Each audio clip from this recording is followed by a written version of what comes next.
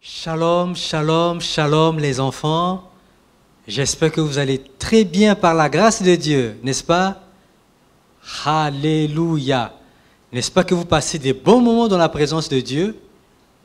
Je crois que vous avez passé des bons moments dans la louange et l'adoration. Alors, encore une fois de plus, bienvenue à ce tremplin de l'avenir. Et nous disons que le nom du Seigneur soit béni. Alléluia. Alors, connaissez-vous le thème de notre événement, de ce grand événement que Dieu nous a permis d'avoir? Est-ce que vous connaissez? Conquérant pacifique dans sa génération. Répétez après moi. Conquérant pacifique dans sa génération. Alléluia. Alors, c'est quoi un conquérant pacifique? Est-ce que vous le connaissez? Vous savez ce que ça veut dire? Un conquérant pacifique? Oui? C'est qui? Comment? Oui? D'accord. Voilà. Donc, un conquérant pacifique, c'est celui qui arrive à amener l'autre à le suivre, à faire comme lui, mais sans le forcer, sans faire la guerre, sans l'influencer. Par exemple, avec une arme. Non. Un conquérant pacifique ne fait pas ça. Un conquérant pacifique, c'est lui qui amène l'autre à le suivre, à faire comme lui, mais comment? Par sa façon de vivre, par sa façon de faire, par sa façon de parler. Voilà pourquoi on dit que c'est un conquérant pacifique. Vous avez compris? Très bien. Alors, avant d'aller plus loin, qu'est-ce que nous allons faire? Comment? Nous allons prier. Bravo, vous êtes très intelligents. Alors, pour prier, on fait comment? Donc, si vous êtes assis, vous allez vous mettre debout et vous allez fermer les yeux, d'accord? Ne soyez pas distraits. Fermez les yeux, nous allons prier. D'accord? Père, merci pour ce jour béni. Merci d'ouvrir notre intelligence afin que nous puissions comprendre ta parole. Au nom de Jésus, amen. Très bien. Alors, les enfants, je vais vous montrer une vidéo que vous allez regarder attentivement, regardez calmement, d'accord? Asseyez-vous maintenant et regardez la vidéo qui va passer, d'accord? Alors, asseyez-vous.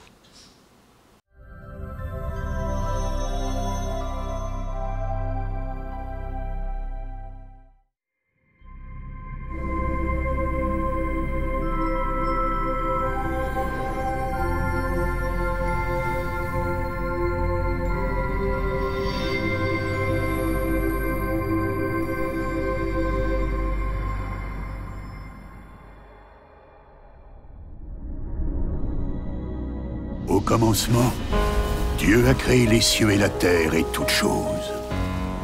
Un nouveau monde vibrant est né.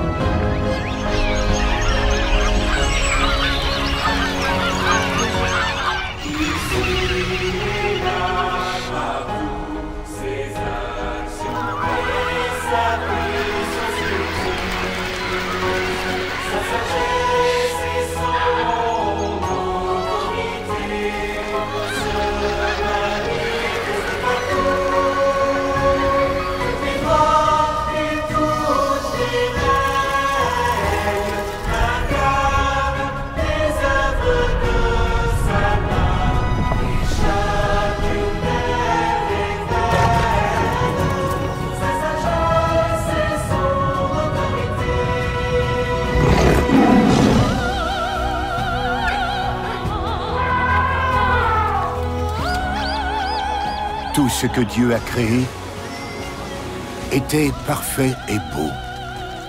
Tout manifestait sa sagesse, sa bonté et sa toute-puissance.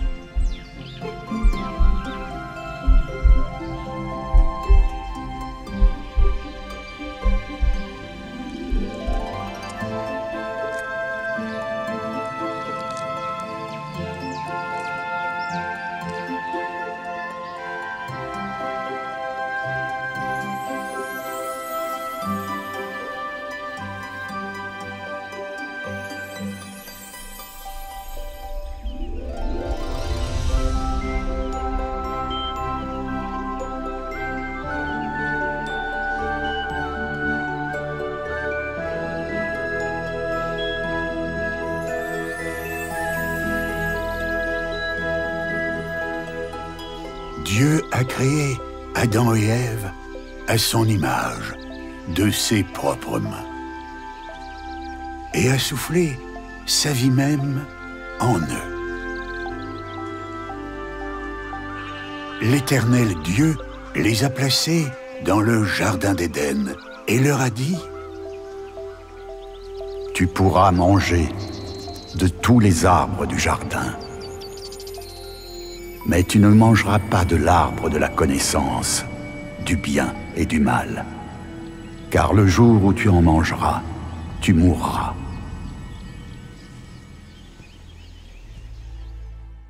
Alléluia, gloire à Dieu.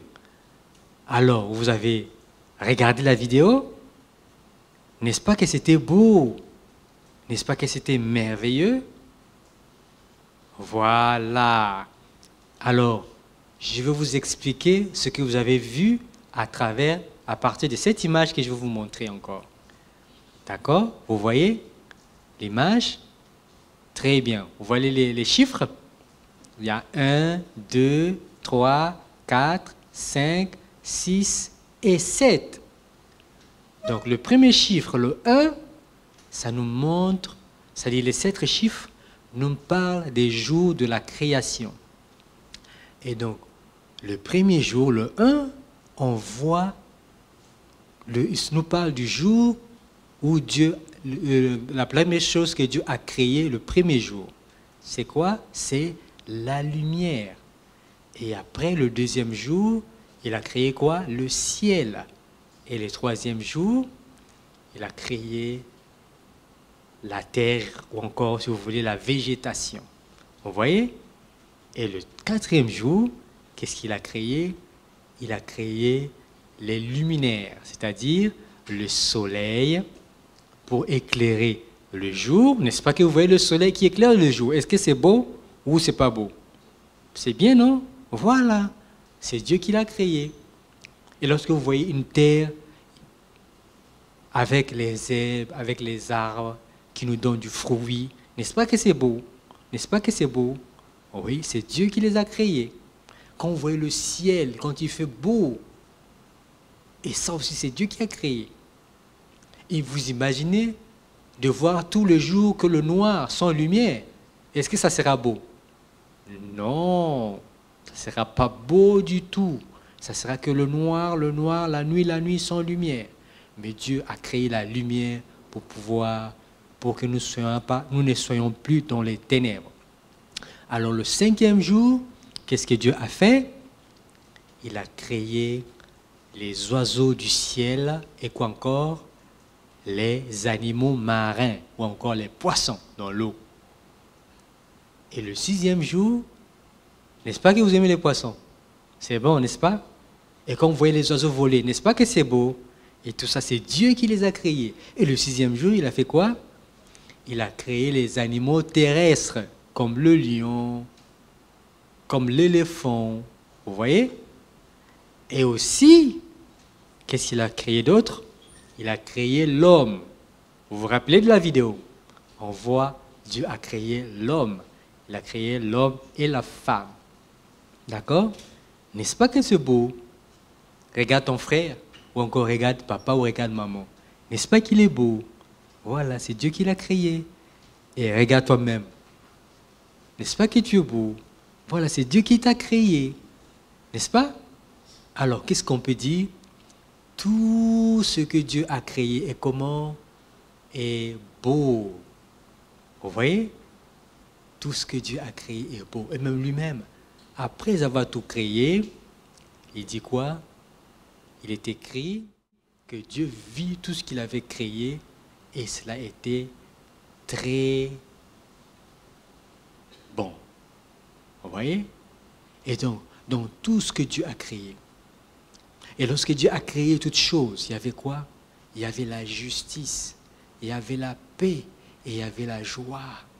Il n'y avait pas de guerre, il n'y avait pas la maladie, il n'y avait pas la famine, mais il y avait la justice, il y avait la paix et il y avait la joie. Tout était était beau, comme dans la vidéo que vous avez regardée tout à l'heure. Tout était était beau. Vous voyez? Et ça, c'est Dieu qui l'a créé. Mais malheureusement, qu'est-ce qui s'est passé? À cause de la désobéissance, parce que l'homme a désobéi à Dieu, le péché est entré dans le monde. Et par le péché, la mort. Oh, c'est triste. Alors, c'est quoi le péché? Vous allez me demander. Vous savez c'est quoi le péché? Et le péché, c'est faire ce qui est contraire à la volonté de Dieu. Vous voyez? Voilà.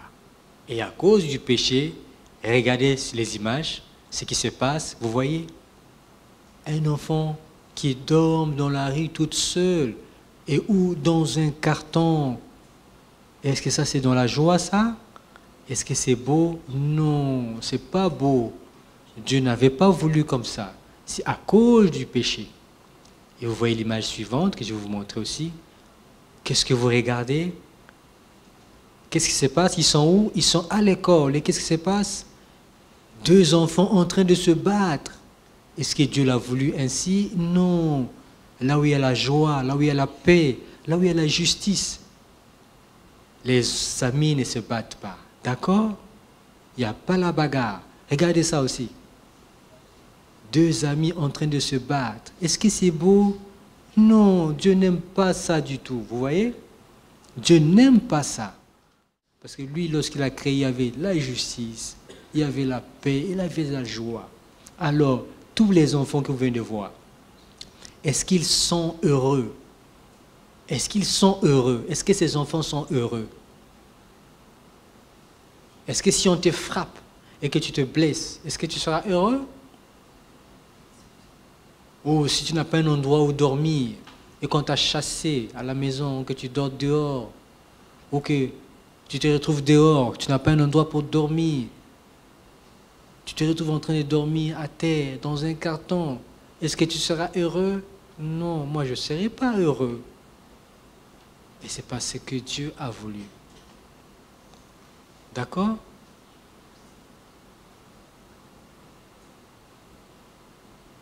D'accord?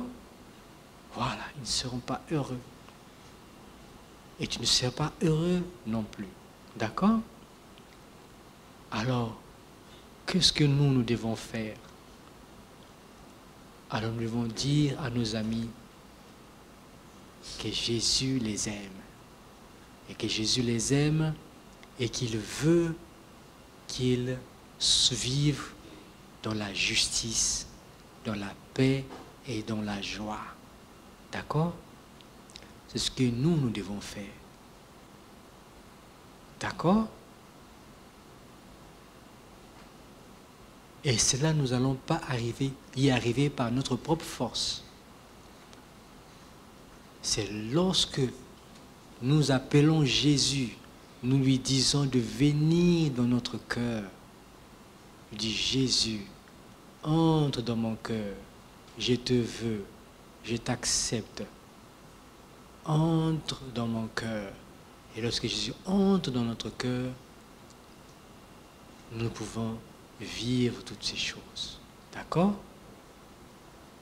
Et si nous recevons Jésus et que nous sommes dans la justice, dans la paix et dans la joie, alors nous pouvons aussi partager cela à notre camarade. Et c'est ce que Jésus veut que nous puissions faire. D'accord? Que nous puissions dire à notre camarade que Jésus l'aime. D'accord? Très bien. Alors, on continue. Voilà. Donc, c'est ce que nous devons dire à notre camarade, que Jésus l'aime. Alors, n'oubliez pas ceci, que jamais dans votre vie, vous pensez que tout ce qui se passe au monde, tout le mal qui se passe dans le monde, c'est la cause de Dieu. C'est à cause de Dieu. Non.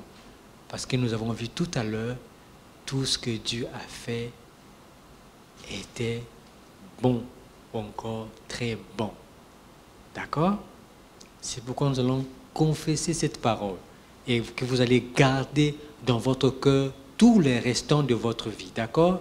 Chaque jour que tu vas te réveiller, que tu te rappelles ces paroles, d'accord? Qui se trouvent dans la Bible, en Genèse 1, le verset 31, d'accord? Alors vous allez répéter après moi.